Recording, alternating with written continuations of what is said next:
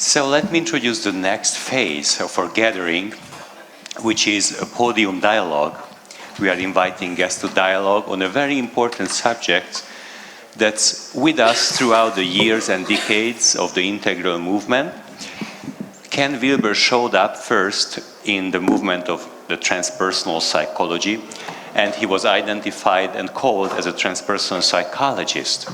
And somewhere around 2000, the year 2000 and after, it emerged from that, and since that time we started to call it integral psychology or integral theory on its own. And then the relationship between the transpersonal psychology and integral psychology is kind of an underlying issue that we dearly hold in heart. And myself, I was the president of the Hungarian Transpersonal Association at one time, as a psychologist and clinical psychologist. And even in Budapest, in the Hungarian Association, we had this same question about the movements and boundaries and overlapping. So, in this conference, we have luminaries of these movements, and Roger Walsh is one of them who has been there at the conception of transpersonal and now hangs with the integral as a natural connection between the two movements. I already introduced, and you already saw Roger, who will be invited to this dialogue. But I'd like to introduce two other beautiful minds and souls who are deeply engaged with these movements for decades. One is Jorge Ferrer, who is a professor of East-West psychology at the California Institute of Integral Studies, CIIS, in San Francisco. And those of you who know the transpersonal movement know that Jorge has a historic turn. He is not only teaching in the movement, but he created a turn in the movement that we call the participatory turn in his book, Re-envisioning Transpersonal Psychology, published in 2002. And he was also one of the greatest critics of Ken Wilber, and there is a famous debate between Jorge and Ken that is available online. So he really strikes a chord that is at the depth and core of integralism, whether there are universal stages in the universe, in the mind, or there are not. Can we say there is an ultimate truth that can be accessed by anyone? Or it is that every person has a different kind of experience when it comes to spirituality and ultimate truth. So Jorge deals with the deepest questions that define integral theory and offers an alternative for the Wilberian integral. Also we have here for this dialogue Rob McNamara, who is a teaching fellow at Harvard University, a leadership coach and author of the book The Elegant Self. And Rob has been with the integral movement in the main hub. When we say main hub, usually we mean Denver, Boulder, Denver, which are neighboring towns and cities where Ken Wilber himself lives, and where usually it all happened when Integral Institute came to life. So Rob was a core faculty member in most of the major American integral events around Ken Wilber and the integral spiritual experience, and also the integral life practice and the integral center in Boulder. It's one of the main local hubs in the Ken Wilber area, so to say. Rob also is an expert of transpersonal and integral psychology and adult development. He teaches also at Naropa University, and he knows from the inside out the work of Wilber, Roger Walsh, and Jorge Ferrer. So please welcome them on stage for a beautiful dialogue.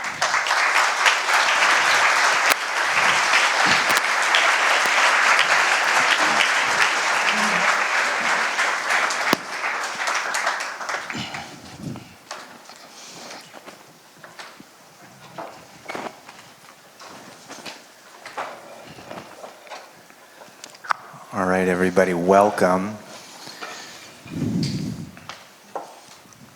Thank you for the warm introduction. We have 3 ground rules for our dialogue. Rule number 1. Water is a metaphor for spirit, God, and love, or whatever you want to put in there.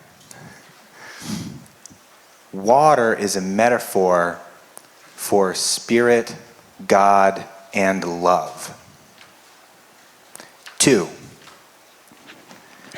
more than what appears to be occurring is happening on this stage in you and with us. Ground rule number 2, more is happening than appears on the surface. So bring your curiosity. Ground rule number 3, more for you as you're sharing, cut to the heart. And listen from the heart. All right, you guys ready?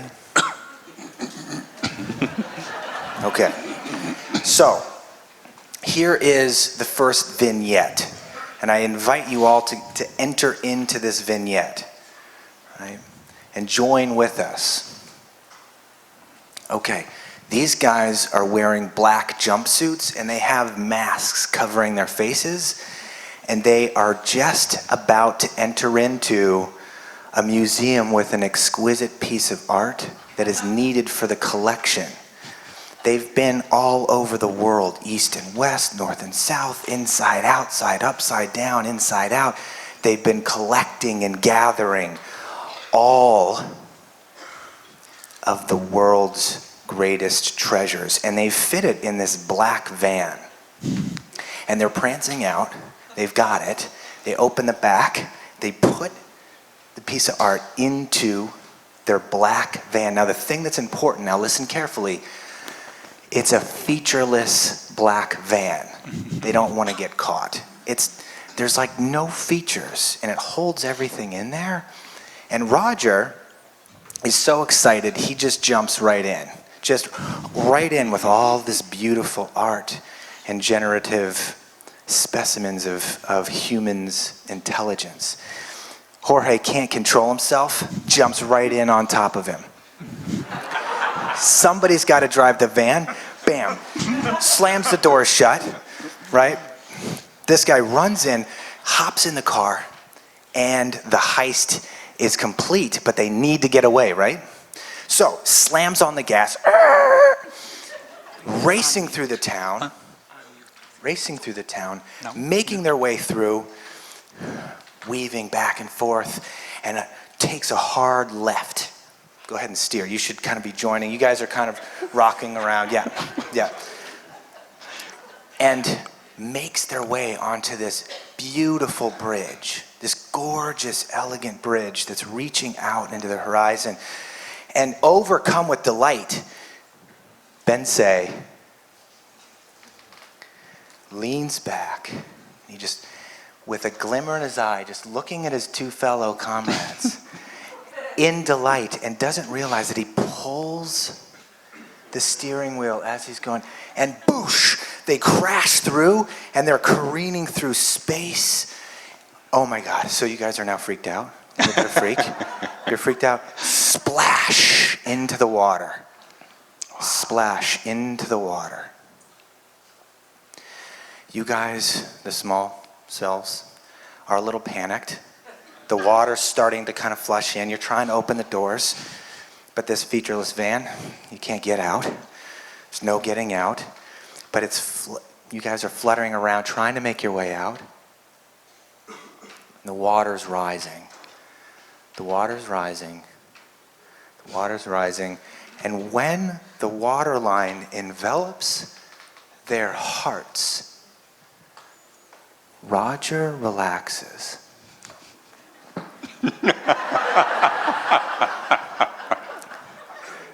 And Roger says, "You guys, this is it. We're not getting out of this.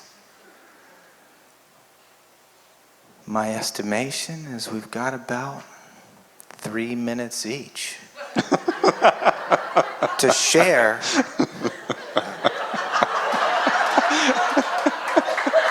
what we most appreciate about what we've done together.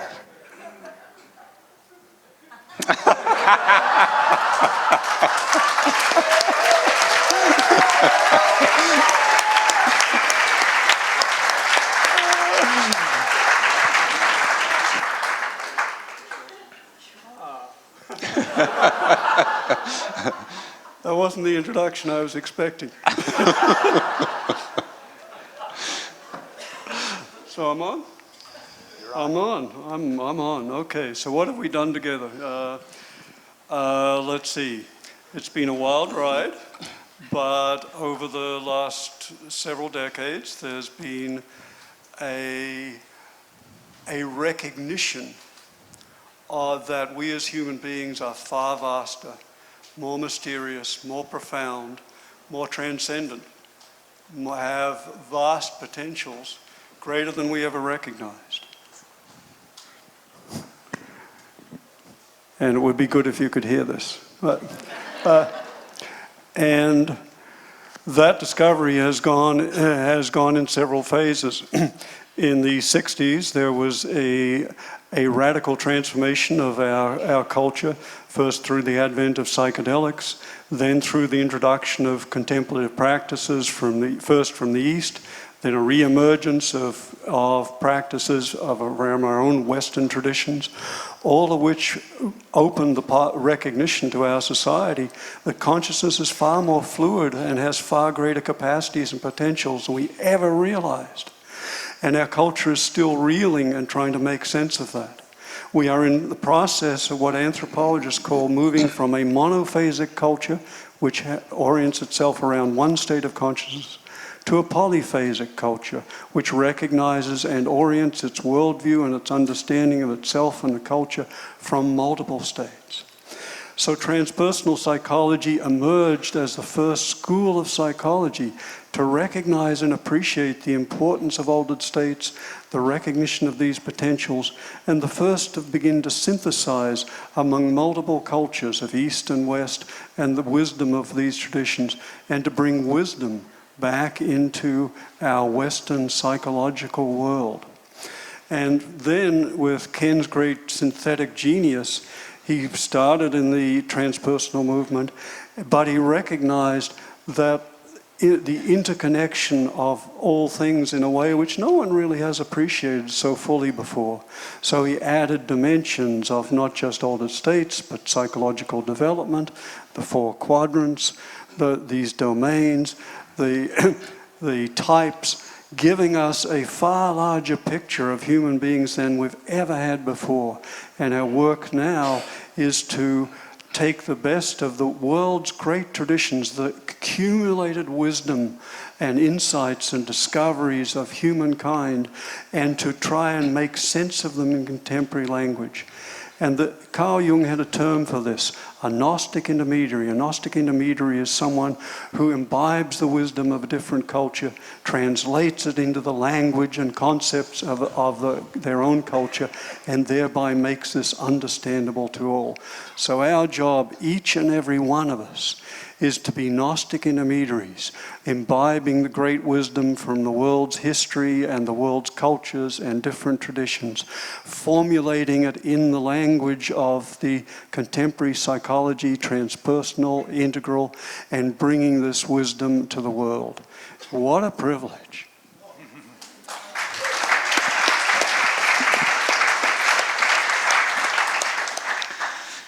The water is rising. Thank you, Roger, and thanks, Bence, for the invitation to be here. One of the first things I noticed when I came to this conference the first time, I was like a few months ago in Prague in a transpersonal conference where Bence was there, and it's like how similar the communities are. I mean, it's full of vital, intelligent, spiritually sensitive people who want transformation of society and the world, who are interested in psychology, and who want like a fully integral development, you know. How many of you were in Prague? If you can raise your hands. A few. More than I thought. So welcome as well. So this is good for me to see because there's already some overlapping of the communities, and And I think that part of this panel and part of Bence's invitation is like somehow how to bring these communities more in communication with each other. Because I think that both of us, and I think that Robert and Roger would agree, there is much they can give to each other. And there were events in the past that in the history of the decision of the movements, that were quite painful for some people. But I think it's really time to move forward and to look at the future. And in that spirit, I will just offer a couple of reflections about what I feel integral theory and transpersonal studies can really give to each other, how they can learn from each other. Because, like all traditions, they specialize in different things, although they have very similar interests. So reflecting about this yesterday, I was having a sense that transpersonal theory can learn from integral theory to pay greater attention to developmental theories. We have developmental theories in transpersonal movement, but there is a way in which in integral theory, the attention that is being placed to a greater number of developmental theories as a solid foundation for transpersonal growth. I think that is unparalleled in the transpersonal movement. And as well, listening to Ken's talk, also was feeling as well that there is something that transpersonal psychology I would hesitate very much to associate it with a green meme in any way. It's much more diverse than that, the movement. But there is something that it can learn from integral theory, meticulous analysis of the shortcomings and problems and distortions of the green meme approach and the problems that leads to the world. To be sure, I think that we need to exercise tremendous compassion and tremendous understanding for the voices of those people who were oppressed.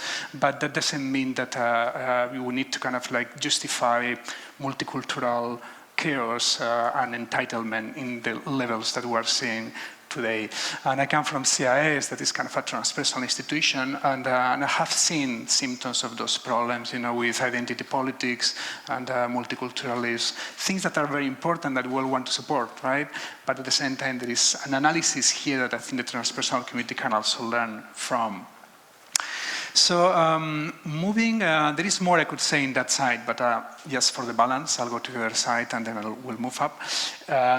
What can integral theory can learn from transpersonal psychology?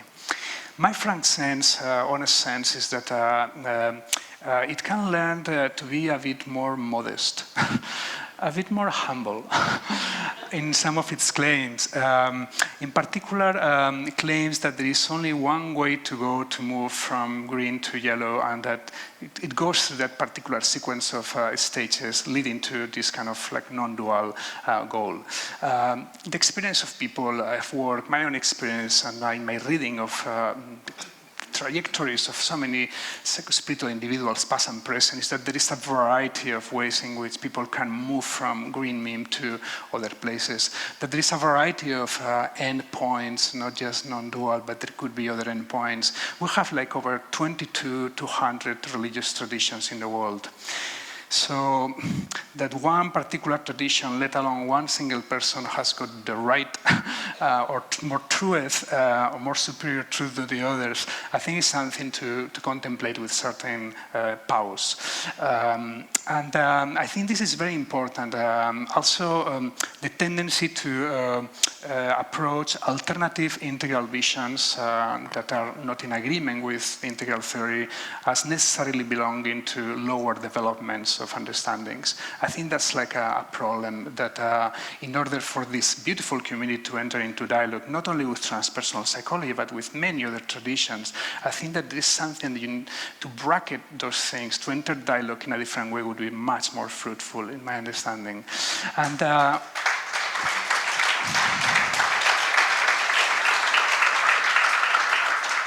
thank you. And I'm saying this because I very much care about integral theory, even though I have been a critic of it in some aspects of it. I'm very much scared of it. I'm much scared about this community. There is so much of value there. And I believe if by softening those claims, two things can be achieved that are important.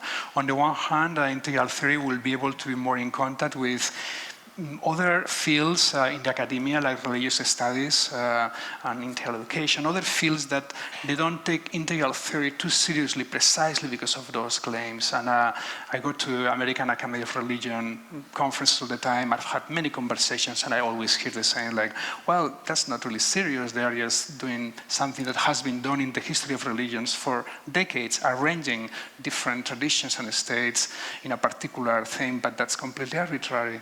So, and also most importantly, like, Ken talk about the importance of like letting go of the problematic side of religion, right? And he emphasized the mythical dimension of religion. I totally agree with him. It's different. But the other problematic aspect is what I call spiritual narcissism. The deep-seated belief that your tradition, your spiritual choice, what has worked for you to liberate yourself is kind of somehow superior or more complete or final to others. And that's problematic because it leads the integral theory into a kind of like religionism and sectarianism, and that's how it's been seen from outside, that you don't want to be seen that way, but also it's not really intrinsic to the movement, as I understand and as I'm speaking with you here. So suffering those claims, entering into dialogue in a different way, I think it can really help to purge the movement not only from that kind of mythical dimension of religions, but from this kind of spiritual narcissism that has plagued religious history for all life. And it's those two together that are at the base of the most problematic issues with religions, violence and interreligious-based terrorism. It's not only the myths, it's the sense that God is on my side, or has backing more my side than the others because my tradition is more right. I think I'll leave it here. I'm speaking a bit too much. So we'll move from there.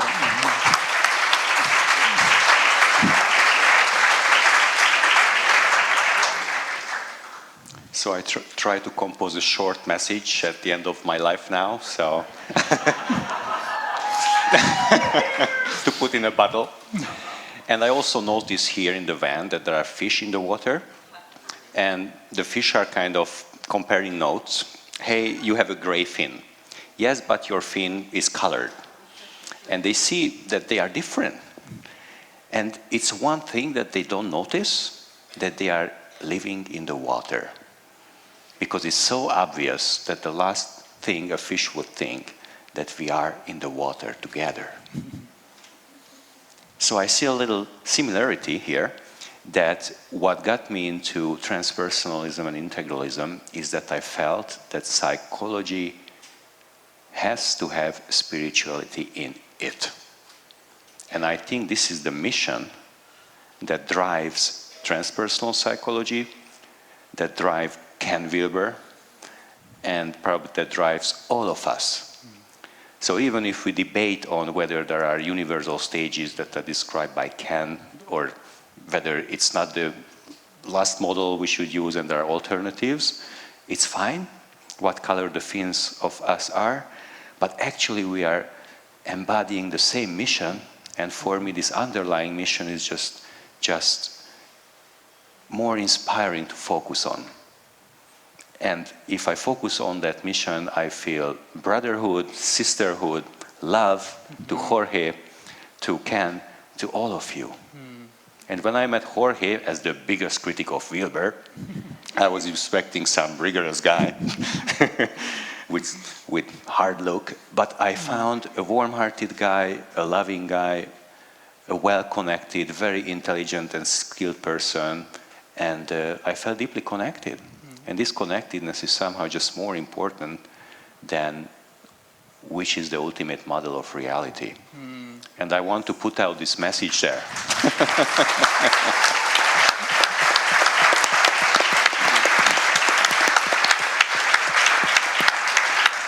While at the same time, I'm firmly believing in Wilber's stages. And it's okay for Jorge. It's a free world. Yeah, it's a free world. So having the differences in you and being connected at heart in a deeper mission, I think that's a solution I gladly offer.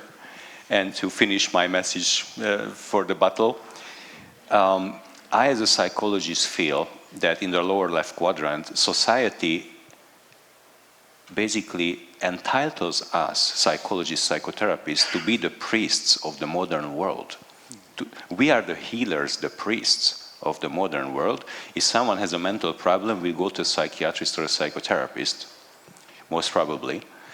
So, and what we have, we didn't have spirituality, we didn't have the notion of enlightenment, of waking up, of a deeper meaning of life. We were fallen apart. Different schools of psychology never been put together.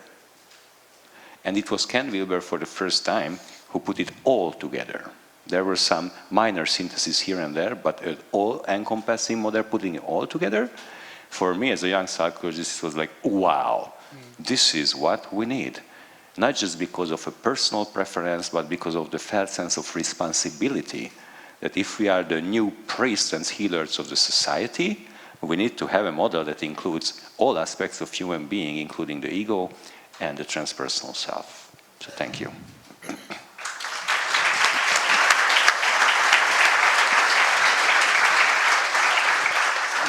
So we can just take a moment as the water kind of totally fills and this featureless van descends. All right, so new vignette. You guys ready? All right, we're gonna, those were long 3 minutes, gentlemen. They were exquisite, but new vignette.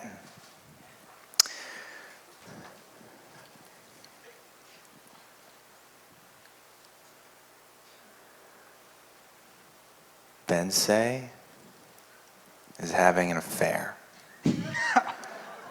It's with Roger. They're in bed. It's a big bed. There's white sheets. This isn't how I imagined it. I know. Your last minute. And then you said, it's so much better than I had imagined. And Bence says, I know. We'll just leave the details, but it's good, right? It was really good. But all of a sudden, the front door opens. It's Roger's spouse, Jorge. Who's the spouse? And that, oh no, sets in, right? Who's the spouse? His or his? Yeah. So I'm his spouse. no, you're Roger's spouse. Yeah. You guys Just to make it clear. You guys are a couple. He's visiting. Good. Yeah. Yeah. Perfect. This is getting weird. And I'm jealous. Exactly. Okay, so Jorge is walking down the hallway looking for his beloved and isn't finding him in the kitchen, makes his way to the bathroom. Now, we've got some yoga. It's called the Get Your Underpants On As Fast As You Can asana. And he's got his underpants on, and he's gathered all of his clothes, and he's making the run into the bathroom, right? And he gets into the bathroom, and he's looking around, and the only place to hide is in the bathtub, right? So he jumps in, and for some odd reason, the bathtub is half full of water. Splash, and he's holding his clothes. And Jorge comes in, he's like, hi, honey. I'm just really thirsty, I need to get a drink of water, but I'll be right back. And Roger sees like something, he's having a rough day, right? You're having a rough day. So he goes into the bathroom, turns on the faucet, gets a glass of water, and has a drink. And he's started to try to put on one of his pant legs, so he's like this, just frozen. Don't wiggle at all, just balance, don't drop anything. And he can hear glug, glug, glug, the swallowing. All right, clank, the glass gets put down, he comes back into the room, little exhale, you're finally relaxed, you're like, oh, thank goodness.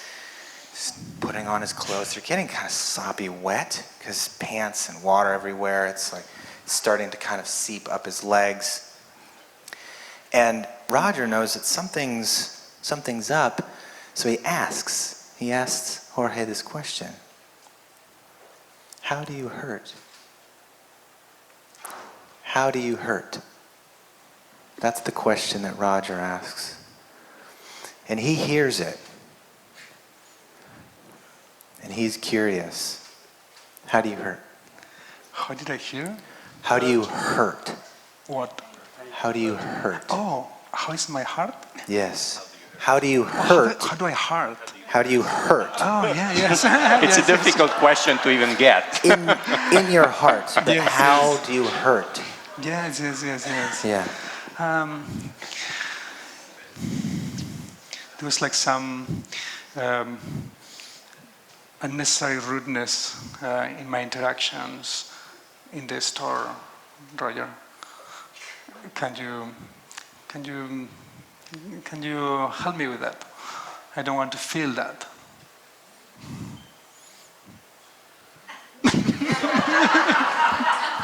It's your problem.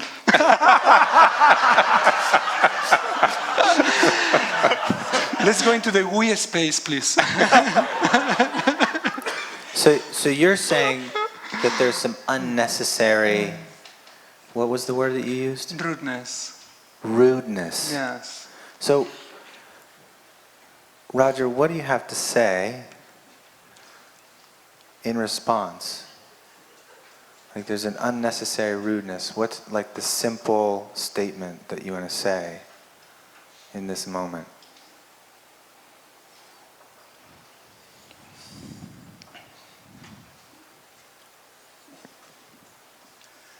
I would say that one of the great regrets of my life and every life is the way we unnecessarily hurt one another. And that one of the aspirations and I assume all of us hold is to continue cleaning up, growing up, waking up, partly to reduce the pain in our own hearts, but partly to reduce the pain we cause others. Thank you. Beautiful. I feel much better, honey. So, thank you. So hearing this exchange, you've got your clothes on. You decide, I'm coming out of the bathroom. You've heard this, and what is it that you want to say to Jorge's hurt?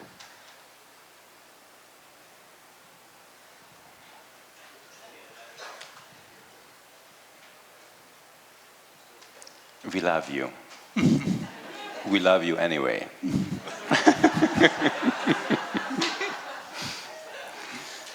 And there's a final character in this story, and it's me. I crawl out from underneath the bed, and I said, yeah, I'm in this too. And I say, I absolutely love you gentlemen for the sacrifices that you've made to reveal your positions and to fight for what matters deeply and to enact the conflict and the tension that is necessary for our own betterment. And then I start taking off my clothes. That's another story. Okay, so all right, last vignette. We're at this conference and we're on stage, and for some reason the fire alarm goes off, right? But the fire sprinklers don't really work fully. It's weird, but there's this sprinkle of mist just descending down upon everybody, right? And there's a sweetness and there's a tenderness in the room. And suddenly we realize that these men have offered their lives to helping humanity in their own diverse ways.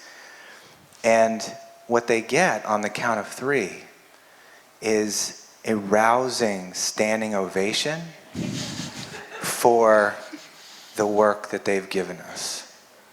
1, 2, 3.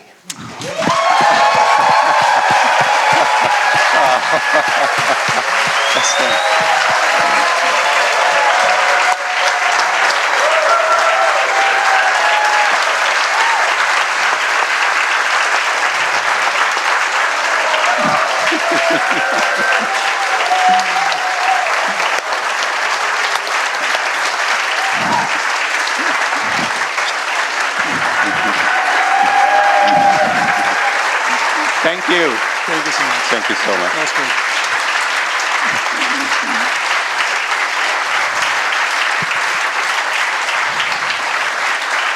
Thanks for these beautiful beings, and thanks for Rob. Isn't Rob awesome in his facilitation? Rob, thank you so much. Such a masterful facilitator. Thank you.